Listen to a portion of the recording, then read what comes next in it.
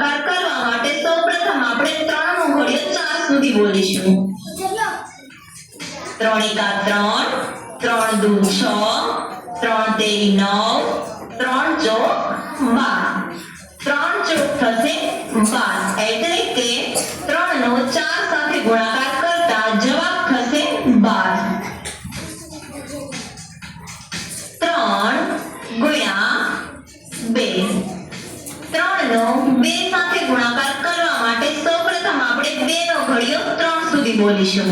2 એકા 2, 2 દુ 4, 2 તેરી 6, 2 તેરી થશે 6.